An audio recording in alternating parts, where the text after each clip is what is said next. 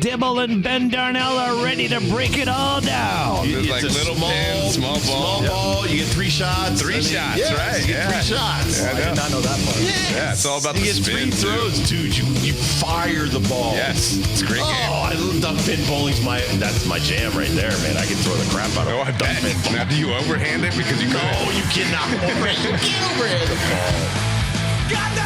Now, sitting in for Dibs, here's Ben Darnell. All right, and we have got the second half of Major League Baseball beginning tonight. Oh, and look at there. Red Sox play my Cubs. And Bob Joyce is in the studio. Bring it on, Ben. Bring You're it a on. Red Sox fan. Last I checked. This is going to be fun. Fun little start to at least our world of Major League Baseball. You guys, you Red Sox fans, you guys want as many wins as possible so you can become buyers and not the sellers that everybody's talking about. No way are we going to be sellers. Oh, contraire, mon frere. I saw what you did in the offseason. You set this up What'd they do? a long time ago. They didn't do anything in the offseason. Well, the guys you want to buy are the guys that you let go and you already sold. So we'll see what happens. I think it's a very important 3-gamer for the Red Sox, more so than my Cubos. I think my Cubos are already planning on being sellers and have been since December. Maybe we'll give you a look at Stroman or give you a look at Smiley or give you a look at Steele. See which pitcher you want to buy because I think they're going to be on the block. Depending on wins, I would say, for both teams, really for both teams. The NL Central is open. I don't think the Reds are going to continue this hot streak they're on. The AL East, though, not open. Not open. The Rays are still dominating there. You got the Orioles behind them. You got the Blue Jays and Yanks battling for fourth. And then 5 games over 500, 48 and 43, the Boston Red Sox find themselves in the cellar. But they're only 2 out of the wild card, though. Only 2 out of the wild card, which I do think that you should pay attention to in the next couple of weeks. Trade deadline will be August 1st. That's when everyone has to decide, if they haven't already, because these front offices, they may already have their plans of how they're going to do things regardless of wins or losses.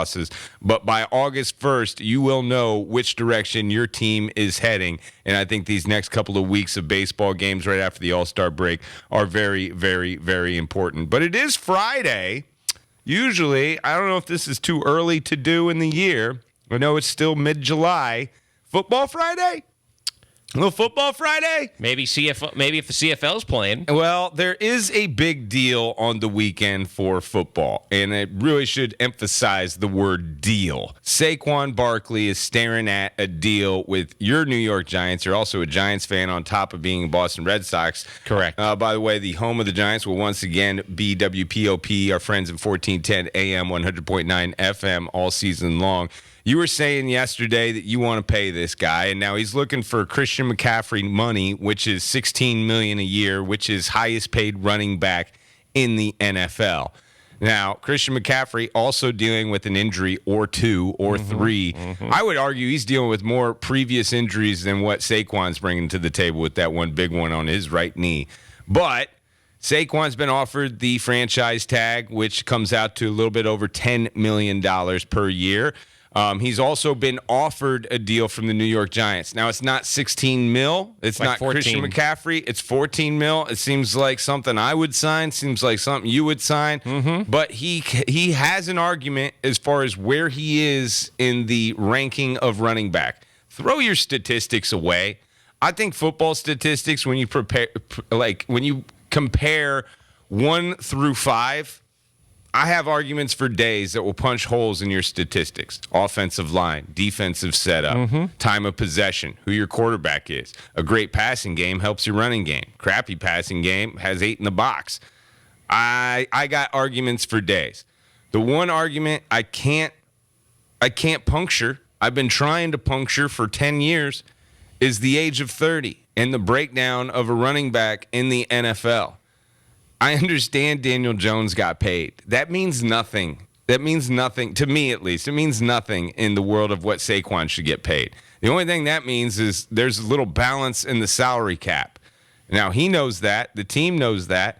And in saying that, Bob, if I give you $20 million a year, that's a couple more million I can't give an offensive lineman. That's right. That means you're not going to be protected as much for those 4 years, 5 years, 6 years that you want. And if I have Daniel Jones there and I have a good passing game and I have something for the defense to actually worry about, it makes life easier for you as a running back. So it's always like a chess match. Whatever one thing happens, an opposite reaction will take place as well. I think this is a big weekend. I'm against your opinion. I think that the Giants should hold pat, give them the franchise tag. After next year, franchise them again. And and it's not because I think Saquon's a bad guy. It's not because I think Saquon is going to get injured. It's just that I know running back, I know the NFL, and the probability of you playing at a peak level performance on a 4-year contract is risky. It's risky. I'm very interested to see what happens this weekend with the New York Giants and Saquon. Now, you saw the $14 million. Did they indicate how long the contract was for? I did not see that number. I just knew that was the per. I've seen that as well, the price. Yes, and I mean, you look at the 30-year breakdown. Yeah, like, if we get to 30, Saquon, then we can talk again. But if I give you 5 and 6, I know 5 and 6, you're going to be on the exercise bike until week 2. You're not going to go to camp. And I wouldn't want you because you're a 31-year-old running back in the NFL. I just think that at that moment in any running back, even Adrian Peterson, and I know he blew the doors, even Frank Gore, and I know he blew the doors off that statistic.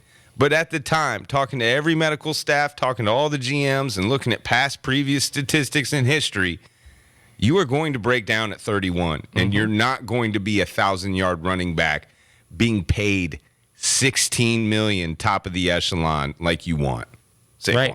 No, I agree. And I mean, yes, and he's coming off an ACL. I mean, the first year back, he was productive. They coexisted. They had a decent offensive line. Daniel Jones showed a lot of fight. He reminds me of a younger Phil Simms just from a toughness standpoint, and he got better. I mean, he learned a lot from year one under Brian Dibble and the gang there. His turnover numbers went down significantly. Yeah. He had a better offensive line to deal with and a healthy Saquon Barkley to give the ball to. So they complemented each other. Now the question is, how do you put all this together? And, is Saquon going to give in and go to 14 instead of 16? But the Giants have some tough decisions to make over the next 48 hours. In your opinion, will he hold out weeks? Do you think that Saquon will be like, well, I'm not even playing week 1. I'm not playing week 2 until we renegotiate, even if I sign this deal? Sign this franchise tag. Will he stay out? Yeah, he probably will. He probably will. I think that's a personal decision for that man, whoever it is. We all know the story of Le'Veon Bell. Like, hopefully his agent has something to do with it, say as well. I think that would hurt him in the long run. I think that you're when you come back, if you have not participated in anything summer, and you haven't participated in preseason, and you haven't participated in a regular season week 1 and 2, and you come back week 3, you are setting yourself up for an injury. And that's risky on your financials. Let's say you come back week 3, okay, I'm going to come back. We don't have a deal yet, but we're going to be talking. Then you get injured because you've been sitting out. Now that negotiation is really not gone your way. Right. And I think of Le'Veon Bell. And everybody loses. And I love this kid, man. I love this kid. I think he is a great Giant. I really do. I think he fits the mold of a lot of the previous Giants of the past when your guys' team's been really successful. Agreed. And the one thing that I do love with this offense in particular and that quarterback, I love how he runs the read option. And that's the play nowadays. Like, geez, how much read option do we see in college? Out of 85 plays that you get, I bet you 25 minimum are going to be a read option play. Now, if you don't know, folks, that's just when the quarterback gets a hiking shotgun, puts the ball in the stomach of the running back, and has the option to either pull it and run it himself or give it to the running back to run in between the tackles.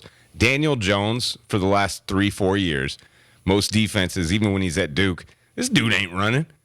No way is this dude fast. Right. And then as soon as he pulls, he's sneaky and fast. He gets around that corner, and just his stride in general. As long as the 20-yard line doesn't trip him, as long as he can watch out for that. But I just think that tandem, that chemistry, takes a long time to get your timing down and to really get used to that. And especially when defenses are watching film.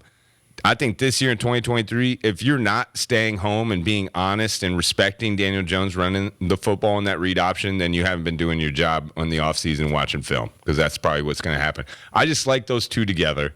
I do too. I hope that they can work it out where Saquon can play, I'll use the word free, be like a free player. He doesn't have this stuff in the back of his mind with every single carry and when you're on the franchise tag, yes, you want to ball out, but you also want to stay healthy, and you don't want to be damaged goods going into that next contract. Correct. We have a football game coming up. It's like, 7 weeks away as of yesterday? Yeah, something like that. NC State is going to start UConn's season at the Rent. That's a 7:30 kickoff Thursday night. Yep. Thursday night football. Now, we did this last year, Bob, and we went through the schedule, you and I, and you old negative Nelly, Boston sports fan like you are, I want to say you gave them 3, maybe 4 wins. I did. And then I went and I said, Bob, I don't know, man.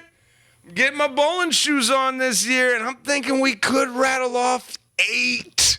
And we ended up 6-6. We did go bowling, so we kind of fit in the middle. But I am the optimist. You are the pessimist. When you look at the 2023 UConn football schedule, as you'll be a big part of doing the pre-games, you'll be out there in the doghouse doing the tailgates. How many wins are you giving Coach Mora's squad here in July? Let's see here. 1.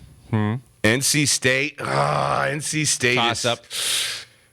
And leaning Wolfpack. Yeah. Toss up, and we're tossing it up on a hill that's falling Wolfpack's way. Georgia State's usually decent, but that's a winnable game. I think that's very winnable. FIU certainly is. Definitely winnable. Duke? Battle of the basketball schools. Utah State? They gave him a game last year. They gave him a game, and they lost some players. They lost that running back they had last year. Rice in Houston. That's winnable. I'll take my chances. Definitely USF.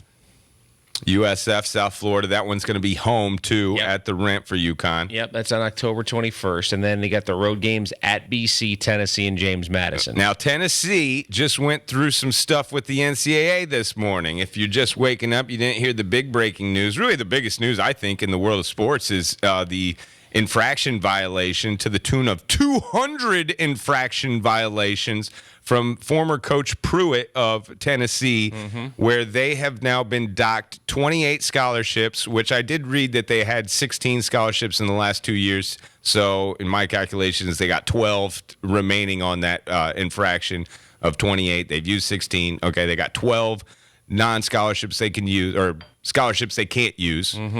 They are fined $8 million. They have a postseason ban till 2024. That smells like a lot of people aren't going to come to recruit. That smells like transfer portal may have opened up this week. That smells like there could be some turmoil for that Tennessee team. I wish we were playing them week 1. Well, I mean, the former UCF coach. I know. Quarterback, Oklahoma. I can't think of his name. Yeah, he's there now. Yeah, I'm not. Yeah. Sacred Heart and UMass definitely wins. You got to win one of those 3 games. BC, Tennessee, James Madison. James Madison's no slouch. Coach Heupel. Yeah, Josh Heupel. Sorry. Thank you. So, yeah, I mean, things go right. 7, maybe 8. If things go right. Dude, you are such a pessimist. I think if things go right, I'm looking at 10. Yeah, I'm looking at 10. Hey, 8's still better than 6 from last year. I agree. I think 8 is totally doable. By the way, I just want to make mention, all of those infractions from Tennessee were not Coach Heupel's. That was Coach Pruitt, which is just horrible for the university and for the kids, because they're the ones being punished for Coach Pruitt, who is now coaching your Giants on the defense. Man, I wonder what kind of penalty he's going to get in the NFL for all that. By the way, nothing. By the way, if you didn't hear, if you're a UConn football fan or want to go see the opener, single game tickets are now on sale at UConnTickets.com. Go get those. So Thursday night, August 31st, it's the start of Labor Day weekend. Get the kids. Yeah, maybe school starts, maybe it doesn't, but it's North Carolina State. Games on CBS Sports Network. It's on this very radio station right here. I would think we'll probably start the day with Dibs out of the doghouse, which has got a paint job. Possibly. We got a Yankees game that day. I know. Okay. Yeah. All right. But we'll have fun. Oh, for sure. We'll That's have for fun. Sure. The doghouse got a paint job. We got new windows. It looks really sharp. All right, let me give you my serious, optimistic, being honest Okay. win total for UConn football this year. Okay. I think it's going to be a good game on Thursday, August 31st, but I'm going to count that one as a loss, and we're going to go 0-1. Then I don't think we lose again until Tennessee. I really do think that this team is way better than Georgia State, way better than FIU, way better than Duke, better than Utah State, but that's going to be a game. Way better than Rice, way better than South Florida, better than Boston College, but that's going to be a game at BC, but a game we need to win. Yep. We need to win. They need to win road games this year. At Tennessee is going to be tough. Josh Heupel, no matter what these suspensions come, those 12 scholarships he's losing, he's not going to lose any sleep over. They're going to be a contender to be let me say this. They're going to be a spoiler in the SEC since they have the postseason ban. They're going to be the only thing I can think of in that Tennessee game is that they overlook UConn. But Coach Mora and what their record's going to be at that point, I do believe it's going to be 8-1 at that point or 7-1 at that point. I think they're going to get some respect, but I don't see them winning that game at Tennessee. I really don't. I think that's going to be a tall task. Win at JMU, which is a tough win than what people are going to think. Agreed. JMU, before they went FBS, they were dominant in FCS. That's a hell of a program down there in North Dakota State had massive championship games. But I think Mora wins that game. They beat Sacred Heart. They beat UMass. That's a 10-2 team.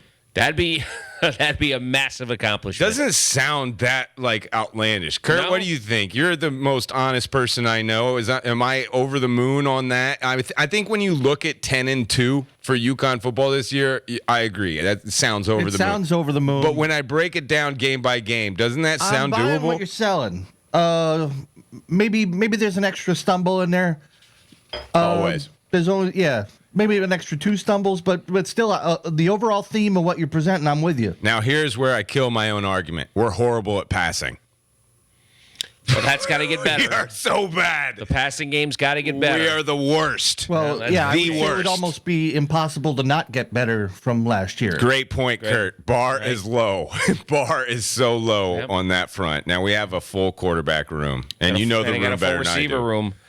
Well, to a point, yes, but to a point, no. I mean, You haven't seen anybody play Roberson- FBS football, Roberson got hurt 9 plays into the season last year. We don't know. right? Obviously, Zion Turner grew up a lot last year to the level that he maybe he had that experience. He knows he has to be. Dan Orlovsky 1,000 was times not better. great his freshman year either. He was thrown to the wolves Right. for a while. So there's going to be obviously a growth there.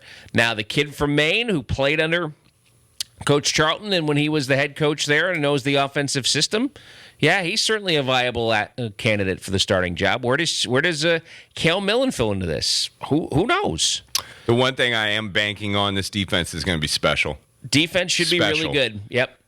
Better than good. They're going to be special. As long as my guys, Jackson Mitchell, Eric Watt, those 2 dudes stay healthy, and I know the other 9 are no slouches. Nope. If we can stay deep, because there's going to be a lot of rotation there on the defensive line, I expect a lot of rotation in the secondary as well. But those 2 guys, Watt and Mitchell, are special players, and I think that they can really lift that defense as a whole to be one of the best in the country. I really do. And that offensive line should be intact. I mean, they only lost Jake Guidone at center. That's it. Everybody else is back. And here's the other question I have for UConn football, and it's the same question I had last year, and I saw it last year, but things are different this year. How are we going to use Victor Rosa this year? How is that guy as a sophomore that got so much run, had a really good game against NC State, by the way, and that was kind of the one that they're like, all right, let's let this freshman see what he can do. And then he just, return-wise, slot receiving-wise, running in between the tackles-wise, this kid was a gamer. And I know he wasn't supposed to be in that role. But injuries took care of that. But he made it happen. Yeah. And I know that there are some recruits coming in and some transfers and some veterans that are going to be vying for that starting RB spot. Should be fun. How are they going to use that kid? Because he's got to be used. He's got to touch the football. Oh, absolutely. And Jim Moore even mentioned that last year. He was impressed with what he did in camp. He knew he had to use him. I don't think he expected to use him nearly as much as he had to because of all the injuries they had, but he certainly made the most of it. Not bad for a couple of kids from Bristol impacting their teams this Those year. are the best freshmen we could have asked for last year was sure. Donovan Klingen and then Victor Rosa, both from Bristol. Yep. All right, August 31st feels like it's tomorrow, but I know it's 7 weeks away. I'm excited about it, and we'll probably have more talk on that as the days continue. We got to do a top 5 today. I mean, everybody's been doing their Kurt. Yep, I'm he's ready shaking to roll. his head. We got I'm ready top to roll. 5. Now it's not going to be who's the best MVP candidate in the NFL. It's not going to be who's on the hot seat in the NFL. It's not going to be your favorite quarterback in the NFL. We have got to get specific to your expertise, and it's Bob Joyce's turn for his top 5. Kurt's given his summer lawn games. Kurt's given his cartoon dogs. We heard Nick's NBA UConn Summer League top 5 yesterday. Today, as it is skills competition, All-Star Weekend in the W this weekend. In Vegas. And we have got several UConn women's basketball players. How many total do you think do we have in the W? I think 14, is the number. 14 or 15, I Wow, this is going to be tough, but Bob's going to whittle 14 down to the top 5 best UConn women's basketball players currently in the W. We do it next. It's your afternoon drive. Bob Joyce sitting in for Dibs. I'm Ben Darnell. Kurt behind the glass. We'll be back after this with Bob's top 5. 97.